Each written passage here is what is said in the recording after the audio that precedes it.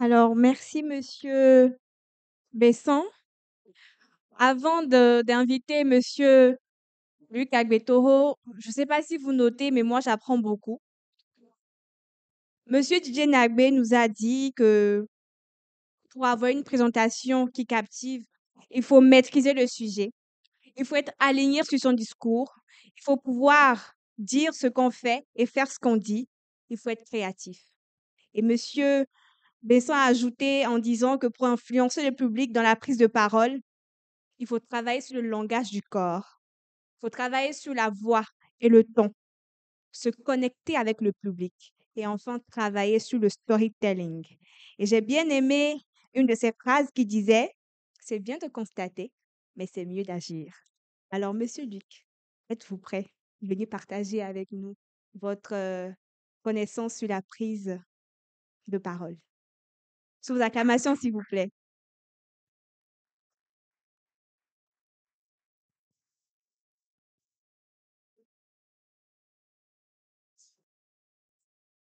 Alors, bonsoir à tous. Bonsoir à tous. Bonsoir à tous. Je me présente, je suis Luc Agbetoro. Je suis juriste de droit privé, consultant formateur et coach professionnel en art oratoire. Je suis aussi enseignant d'art oratoire dans les universités privées et publiques du Togo. Et chaque fois qu'on parle d'art oratoire, c'est une thématique qui m'intéresse. Et à écouter les jurés s'exprimer l'un après l'autre, j'ai compris toute la richesse que l'Académie de l'influence partage avec chaque jeune qui a accepté de suivre ce parcours. J'aimerais qu'on puisse s'applaudir, s'il vous plaît. Je dis souvent que la prise de parole en public, c'est la plus belle manière pour vous d'exister. Parce que l'être humain est appelé à exister, mais surtout à travers la parole. Et Dieu même a donné l'exemple en commençant par la parole. Et on le dit si bien, au commencement était la parole, et la parole était avec Dieu, et la parole était Dieu. C'est pour dire que chaque fois que vous parlez en public, vous êtes comme un Dieu. Mais beaucoup de personnes se présentent sur le podium comme des esclaves, comme des personnes apeurées. Je dis souvent, lorsque vous allez parler en public, vous allez repartir à votre place comme vous êtes venu. Vous ne serez pas détaché, vous ne serez pas tué, à moins que vous parliez pour déstabiliser, à moins que vous parliez pour insulter, à moins que vous parliez pour briser les autres. Soyez à l'aise de parler. Parler en public, c'est l'art le plus merveilleux que l'humanité puisse découvrir. Et pour moi, l'art oratoire, c'est la plus belle manière pour moi, pour nous, pas pour lui, la plus belle manière pour moi de parler en public, de le séduire, de le captiver, de lui donner une nouvelle vision des choses. Parce que le public qui vient, vient avec son identité, vient avec sa personnalité. Et chaque personne qui vient ici vient pour en tirer quelque chose. Alors, qu'est-ce que j'ai à donner au public chaque fois que je prends la parole?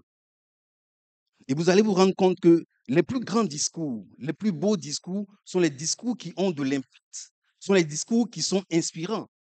Et comme mon frère Besson le disait, le charisme, c'est quelque chose d'extraordinaire, c'est une puissance intérieure, un don divin qui est mis à notre disposition pour servir les autres. Et je disais tout récemment dans une de mes vidéos sur TikTok, on peut être charismatique par sa taille, charismatique par son intelligence, charismatique par sa forme, charismatique par sa voix. Et aujourd'hui, on attendait de voir des présentateurs charismatiques par leur voix. Parce que le charisme passe d'abord par la voix. Le reste n'est qu'un bonus que vous avez. Et je vous assure, j'ai découvert de très, très belles voix. Mais j'ai eu mal au cœur de ne pas avoir eu le temps de les écouter longtemps. Il y a des gens qui ont eu de très belles voix, mais qui ont parlé à peine. Certains qui ont juste fait des conclusions. Vous savez, l'art oratoire, pour moi, c'est, vous savez, on dit que l'art oratoire, on dit l'art, c'est la plus belle manière de s'exprimer, surtout quand on parle d'art oratoire. Et l'art, c'est pas la représentation d'une belle chose, mais la belle représentation d'une chose. C'est-à-dire, je ne veux pas parler comme quelqu'un, je parle en étant moi. Mon frère l'a dit. Je fais tout, et aussi Didier l'a dit, je fais tout pour être moi en prenant la parole en public, pour que je puisse apporter ma touche personnelle dans la prise de parole. Et beaucoup d'orateurs ont gagné leur vie. M. Patrick Amenda aujourd'hui ne dira pas le contraire. Beaucoup d'orateurs, en tout cas ceux qui ont pris sur eux de développer ce talent, cette aptitude, on peut développer des ressources financières incroyables. Il y a des gens à qui on peut acheter des billets d'avion juste pour aller parler. C'est pas merveilleux? C'est-à-dire, vous vous levez, juste vous prenez un billet d'avion pour aller parler. Applaudissez pour Patrick. Imaginez-vous si votre vie n'était que faite que de paroles, que les billets d'avion s'en suivaient. Nous négligeons la puissance de la parole. Il y a beaucoup de couples qui ont été sauvés par la parole.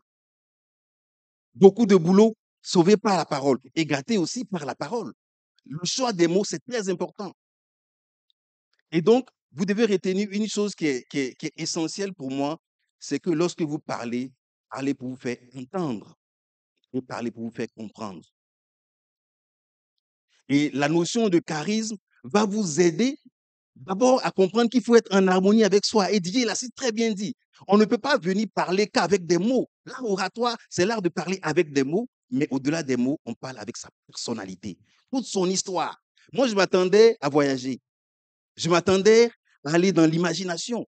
Je m'attendais à avoir des frissons. Parce que l'art oratoire, en résumé, c'est l'art de transmettre des frissons, l'art de transmettre des émotions. Mais si vous êtes trop attaché à votre texte, à quel moment vous allez penser à nous donner des frissons? Et en plus, on parle de pitch. Quand on parle de pitch, c'est-à-dire le projet vous ressemble et vous ressemblez au projet. Vous êtes tellement un que vous êtes capable de vous détacher de votre texte pour convaincre le public. Parce que s'il s'agit de lire, mais tous les membres de cette salle peuvent le lire. Comment et à quel moment est-ce qu'on sent que le projet vous intéresse? À quel moment est-ce qu'on sent que le projet vous ressemble? C'est ça le pitch. Je parle jusqu'à un moment donné, tout le monde est fier et est sûr que ce projet-là me ressemble. Nous avons reçu des jeunes en entretien avec le FAEJ qui devaient défendre leur projet, mais il y a un, dès qu'il est rentré, les premières secondes sont capitales. Moi, j'ai noté ici dès les premières secondes, il y a des gens que j'ai notés dès les premières secondes. Je n'ai même pas attendu d'aller jusqu'au fond. Les premières secondes sont fondamentales pour un orateur. Les premières secondes sont fondamentales dans la prise de parole. J'ai aussi vu des groupes un peu désorganisés, ça fait un peu mal. On a vu des gens qui ont des niveaux très élevés et le second membre du groupe a un niveau moins élevé, ce qui fait que ça brise un peu l'élan. Il y a un seul groupe dans lequel j'ai vu, disons 2 groupes, où j'ai vu le niveau était un peu stable. 3 présentateurs ou 2 présentateurs, c'était bon. Vous voyez? Donc, essayons d'élever les standards, essayons d'élever notre niveau dans la prise de parole et faisons en sorte que nous faisions voyager les autres. Vous savez, je dis souvent que l'imagination est plus puissante que la connaissance. On se dit, je sais, je sais, je sais, mais celui qui a le don d'imaginer les choses est plus puissant que celui qui a la connaissance. Et l'art oratoire, c'est aussi là d'imaginer des choses à dire, d'anticiper. Donc, franchement, ce soir, je pense que nous avons détecté des talents, des gens qui peuvent encore aller loin, certains qui ont encore du travail à faire, mais il y a vraiment des individualités qui nous ont captivés, en tout cas moi personnellement.